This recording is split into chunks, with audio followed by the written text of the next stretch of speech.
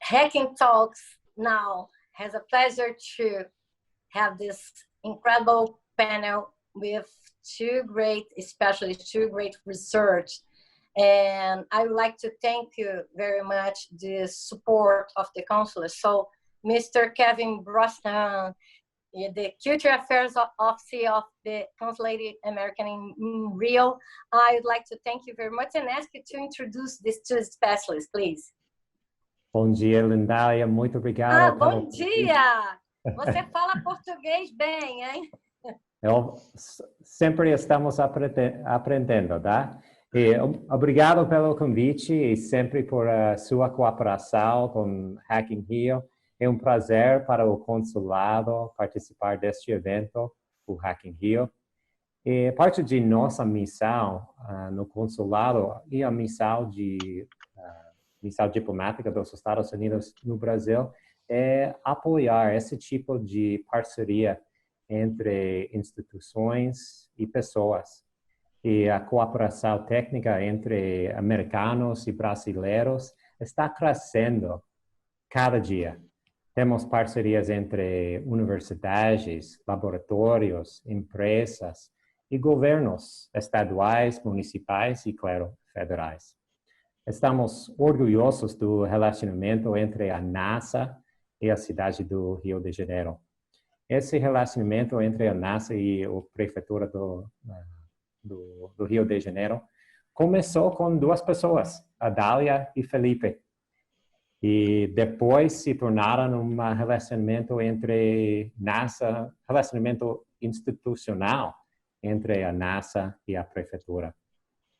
A NASA, para nós, é um tesouro americano, uma fonte de conhecimento, inovação e inspiração também. E a NASA compartilha seu conhecimento e dados com o mundo. Essa parceria entre a NASA e a cidade do Rio tem potencial para salvar vidas. E realmente, o que poderia ser mais valioso do que salvar vidas?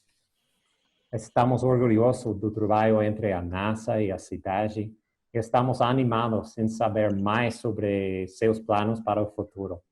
E mais uma vez, muito obrigado, Lindália, Dalia, Felipe e o Hacking.Rio pela oportunidade de falar e participar hoje. Muito obrigado. Eu agradeço, Kevin. Você pode, então, dizer quem são esses dois grandes especialistas, Felipe Mandarino e Dalia Kirschbaum? Sim, nossos convidados hoje, o Felipe e Lindália do NASA, eles são amigos do consulado, amigos pessoais, e é um prazer para ter os dois conosco hoje. Obrigada. Felipe, você que é do Instituto Pereira Passos, um grande pesquisador, geógrafo, etc. Me conta mais sobre esse projeto, essa parceria entre a NASA e a Prefeitura do Rio e o GeoRio, o Centro de Operações do Rio. Oi, Lindália.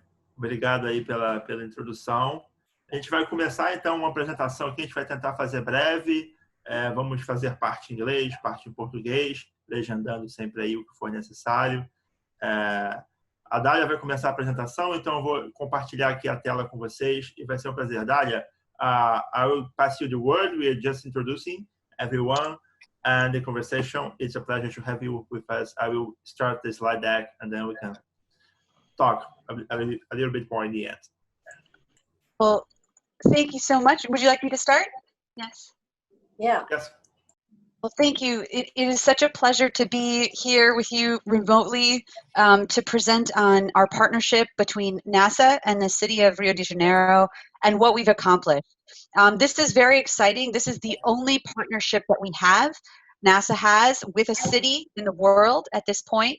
And we are excited to renew this partnership after 5 years. We're going to continue it for another 5 years to advance topics in looking at disasters, looking at air quality possibly, and other topics, and how we can use satellite observations and technology to really understand what might be happening at a city scale, which is why this partnership with the city which looks very locally in detail at its administration, in its people, and NASA, which looks quite globally, why this partnership is so exciting. So at NASA, we use satellites that orbit the Earth to look at Earth as a system of systems. So we can look at how the atmosphere is changing, how the surface and the precipitation affect vegetation, and then we can model these processes as well. And so both with satellites and with models and with observations from the ground, we can have a much better picture of how our Earth is moving and changing both today and in the future. So one of the things that, as we mentioned in this partnership, is a focus on how we can understand things like how heavy precipitation may impact landslides and flooding in a city scale, and how we can really share this information both with the city to make alerts for its populations, which we'll talk about, but also how we can visualize and show this information to the public. And so Felipe will present a bit about what we're doing there, but we're very excited about how much we've accomplished thus far. And so if we look at the different areas in which we are engaging, they fall in several different areas. The first is looking at disasters, looking at landslides and now flooding at the city scale. We look at climate change and how that may impact the coastal regions, which is where Rio sits, and also environmental observations from water and air quality and education. We've had a very rich partnership with the city and with the educators in Rio for many, many years of how we can take this information and have students learn about the science behind what we're doing. And of course, this is Felipe and I at NASA Goddard in front of this big testing chamber that simulates the forces from space. And that type of collaboration is very, very important. So as we go forward, what we've done with this partnership is not only do we connect often virtually, and more so now, but we've had the opportunity over the years to come together and talk science, which is very exciting, and technology. So this first workshop took place in 2016 in New York City, where 10 members from Rio came to visit us at the Goddard Institute for Space Studies up in the Upper West Side of Manhattan. And we were able to talk through many topics related to climate change, to landslides, and beyond. And then we've also been able to come visit in Rio twice now to share what we're learning and how we're developing this scientific data and technology with civil protection, with Rio Aguas, so the water groups within the city, and our colleagues and scientists at NASA to really talk through how we could do this. It isn't just one-sided. We very much work together on the science and building of the technology. And so we've also been able to integrate, work with other people and bring in students and representatives from nearby cities to present. This is in the planetarium, which Felipe might want to speak more about. But we had over 100 people learning about how we do this, what we're learning about the city, what we're learning at NASA about how we can apply satellite data to the city. And we were sharing that with many people across the city and beyond. And it was a very exciting opportunity to see our visualizations much bigger on a big screen in the planetarium. And I believe, Felipe, would you like to take over here, or do you want me to continue about this? I can take over, whatever you prefer. If you want to present global NASA, but I can take the slides. I will take these slides. So I will just keep speaking in English. I guess it's easier for us to engage. So the city of Rio de Janeiro has made like the innovative work of integrating the global landslides model that NASA developed at GSFC, Goddard Space Flight Center, into our city alert system and operational center, Rio and Coord, as much of you know. The images below try to show you guys what is the basic concept of what we are doing? Is moving from the global scale to the local scale. And I guess nothing is more local than the work that the civil protection does in the favelas, in the city communities, and with the siren alert system and so on. So this is the main focus of our presentation today is this work regarding landslide modeling. And so what is exciting is we've been building a global model to estimate where and when landslides may be happening using satellite information. So data that can tell us where rain may be falling around the world all the time. And so this data is from the Global Precipitation Measurement Mission. And we can actually use this with global estimates of where landslides may happen. And so if we go forward, we can see how we take information on the when, so looking at when rainfall may cause landslides, and the where the terrain is susceptible, to understand at a global scale about when and where landslides may happen. But the challenge is that when you're taking this, it's a big picture, and we want to see how it compares in Rio. And so what we've been doing is we've been working with Rio for them to include their own data to advance the system at the city scale. And so I'm going to pass it to Felipe to discuss how we took this big model that's open source, it's publicly available, but really make it useful at a very local level. And so I'm going to pass it to Felipe to talk about how the landslide hazard assessment for situational awareness, LASA model, which is global, became LASA Rio. So Felipe, would you like to speak just a few words on that? Yes, thanks a lot, Dalia. The idea was how can we make the global model that NASA developed be operational in the local scale, and then you will understand a little bit why that was important.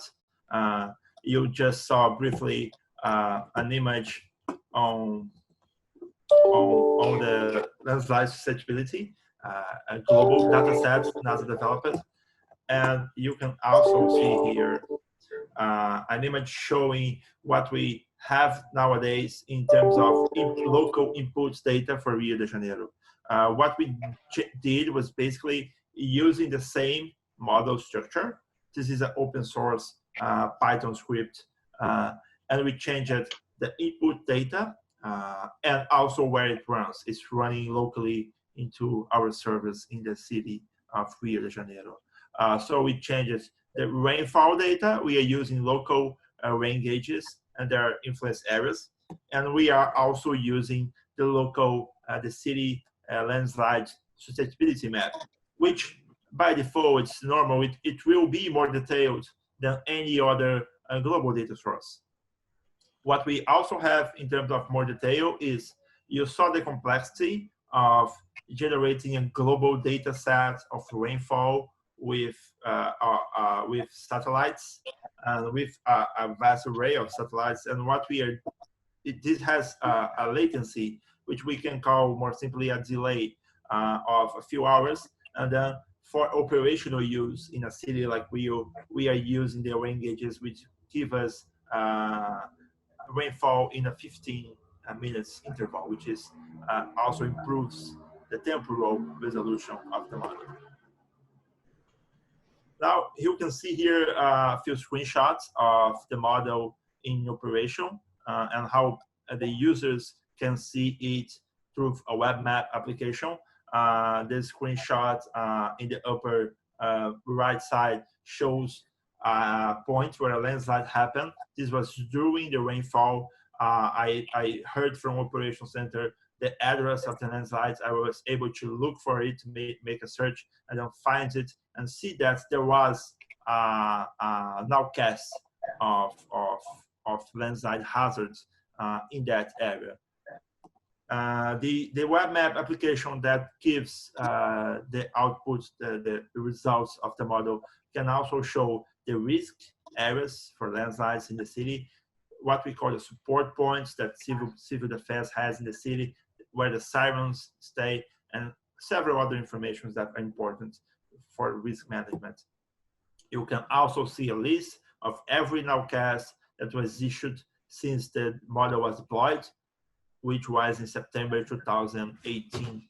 Okay, and also we did important work with the data from the summer of 2018 and 2019 that was validate the model, so we can be more certain of using it in an operational manner within Operation Center, Hacking.Rio, and with all the partners. So we used the two main rain events from the last wet season at that moment. And for our overall assessment of these two events, we had a result that almost 88% of the landslides that happened were in areas that the model was mapping, was issuing an alert, an nowcast of hazards. So this is a very good result for the first version of the model, and made us more confident in going for the next step, that is starting to make it operational within the city structure. We had a few feedbacks from the users that were quite interesting. For the operational use, it was important to have more different classes of hazards. So it looks quite complex at first, but it's quite a simple workflow. And what this means basically is now we have two different thresholds of rain that will trigger different levels of hazards, of landslides, also varying on the terrain. So if the terrain has a higher susceptibility for landslides, the nowcast will be a more critical one. If the terrain has an average situation for landslides, the alert will be a less critical one. And we can have a situation without an alert also, obviously, which is what's happening most of the time. For the next steps, this is a really interesting project that we have the pleasure to be partner of NASA, together with institutions like USGS, Pacific Disaster Center, and others, which is using more variables in this modeling workflow that will allow us to have a better results, a more actionable information. What we're doing now for Rio de Janeiro mainly is adding information, working to add information on weather forecasts. So we will be not only reacting to the rain that's happening in the moment, which is what we call nowcast, but we will also have forecast information. We are also working to have exposure assessment. So I may have nowcast hazards for an area where we have people vulnerable, infrastructure which is vulnerable. So I have to treat this different than I have a nowcast for an area there is no one living there, for example. So we are assessing different forecast models to decide which is the most accurate to use in this modeling framework.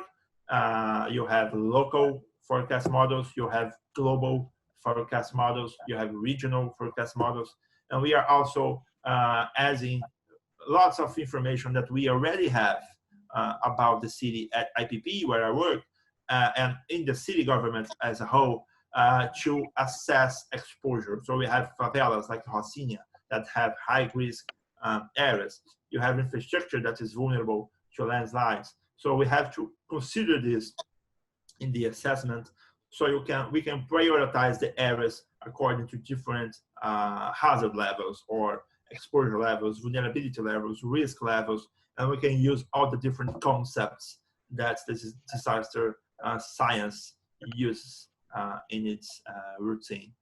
It was quite a quick presentation. There's a lot to show, but I want to end it now so we have a bit more time to discuss this work, and just highlight. This is an astronaut photo from the International Space Station.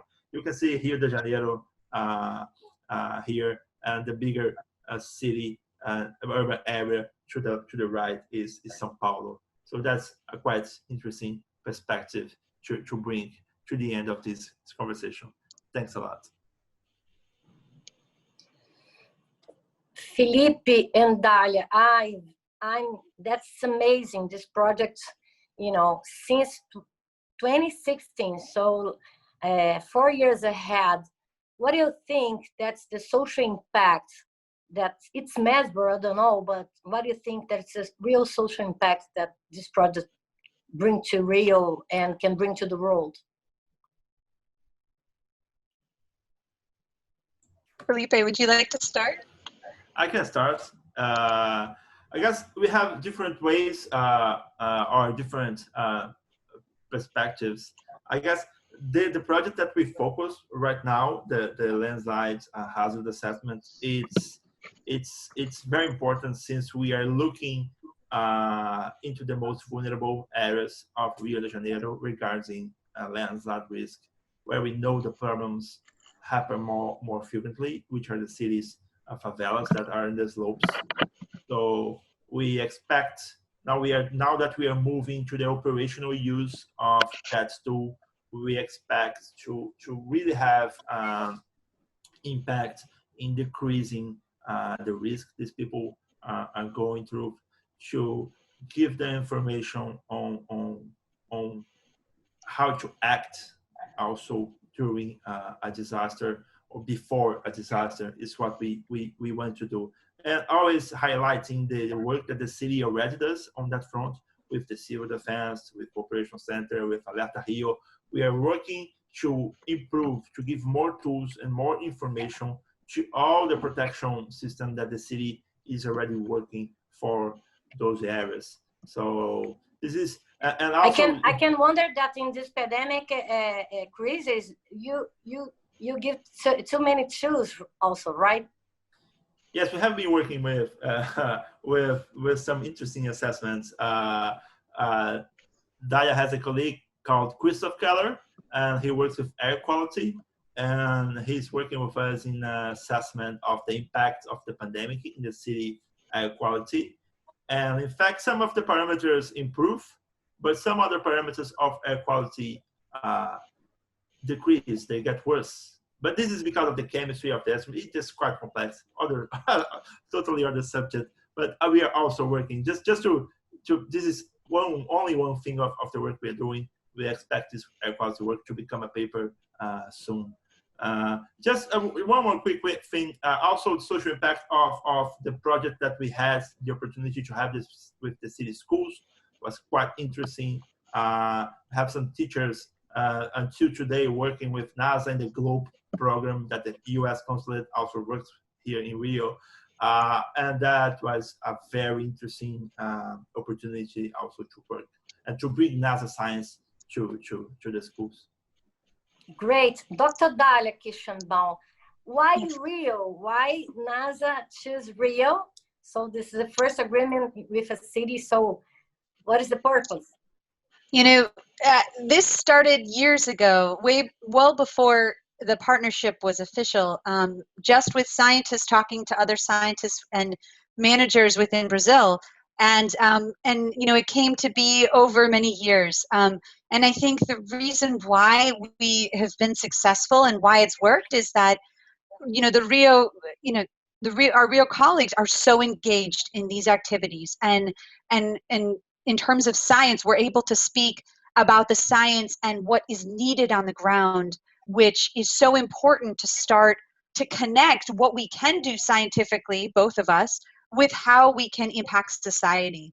And so just to add on to what Felipe said about societal impacts, what's interesting is that Rio is the first time that our landslide model has been operational, meaning that it's running all the time by a user.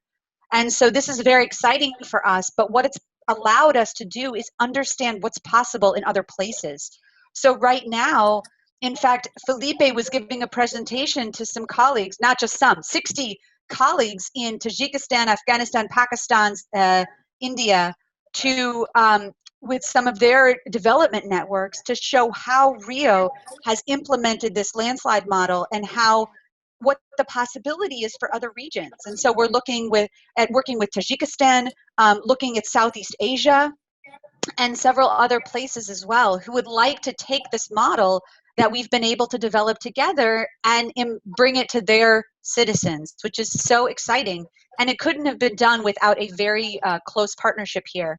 And so we look forward to kind of advancing the social impacts, not just with landslides, but hopefully with flooding and looking at suburban flood modeling, continuing on air quality, and of course engaging like this with students and with professionals and technologists to see what else is possible, because the next generations are going, and the current ones are going to give us the ideas of how we can make technology work and make the cities function better and help its citizens.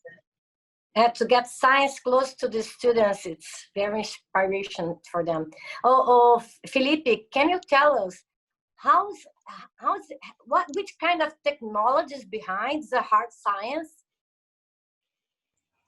Yeah, it's a pleasure. I can also share that one. To be honest, that's important to state is that technology wise, it's quite a simple Python script that we are working with. And it's running into our service in the city of Rio, in the SUPV. That's the name we give to the Municipal Urban Information System. The acronym is SUPV.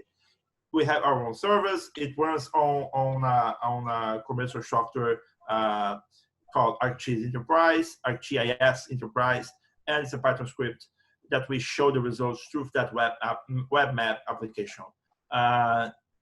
The other technology involved is Alerta.Rio technology, the rain gauges that inform rainfall, but it's also quite simple technology using 3G and other redundant telecommunication information that we use that information in real time. We have the information from the rain gauges in less than a minute after the moment of the reading. So I guess the real innovation here is in terms of the governance in the institution. And as Dalia said, this is unique for NASA. You can imagine for us how this is unique. So I guess this is really how we are innovating in terms of the governance and the variety of stakeholders that we are bringing together. We have been discussing with people here in the universities in Rio, always that possible. There's so much more to this partnership that we're not having the time to discuss here, but that's a very good experience. Dalia, if you want to add something, or Lindália, feel free to. Dalia, so the key word is collaboration, right? That's correct. You know, what we do at NASA, you know, we have satellites that can look at our planet from all angles, from the atmosphere to the surface and even below the surface. And we build models globally to estimate what these systems might look like. Felipe mentioned my colleague Christoph Keller. It has a model to estimate air quality. But one of the big challenges is how well are the satellites doing? How well do the models resolve these processes? And the only way to really get at that is to have measurements from the ground.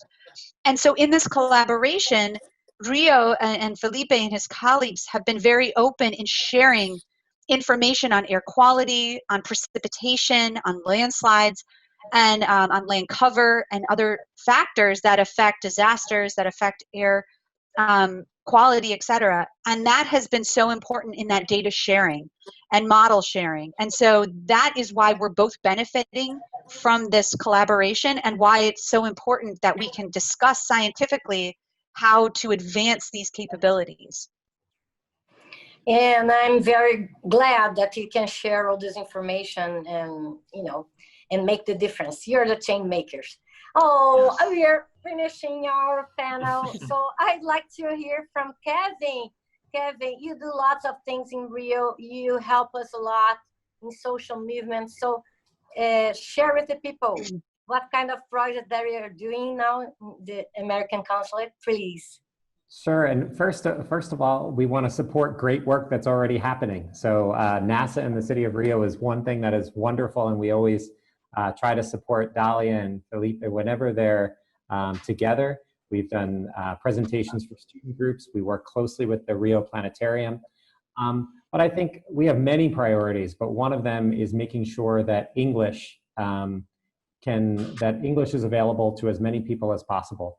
English, as we're speaking English today, opens doors for education, for culture, for experiences, for students from all levels. So one thing that we really try to offer as much as possible is English teaching, but also helping English teachers teach better. So we work very closely with public schools in Rio, and then also help encourage young kids to imagine, to think about science and technology and engineering and math and careers in those fields. So we're always excited about the young people of Rio, and we do all we can to inspire them. And you're always together with the Hacking.Rio and the NASA Space Challenges. So I hope that we can have Dalia in Rio soon. And Felipe, you're going to share us some kind of data, of open data? I would just like to highlight that it's quite important. An important part of this partnership is how we benefit from open data policies from both organizations. What we are sharing basically open data with each other. If you go to data.rio, you will find, for example, the whole micro data on air quality from the city that Christopher used for our joint work in air quality. So this is a quite important thing to remember. Also, in a Hacking.Rio talk, since I guess open data and access to information and microdata is very important for developers, and you can see lots of that at nasa.gov and data.rio. So it's important to remember, and for this public, for this audience, I guess it's a very important tool to your work. Oh, that's incredible. We're gonna make it in the hackathons in October, so it's gonna be a challenge for us too. So if you can keep here just a few minutes, so lots of questions from the audience, if you can answer, okay? And thank you very much for all these informations, and to be open with us, okay? Thank you. Bye-bye.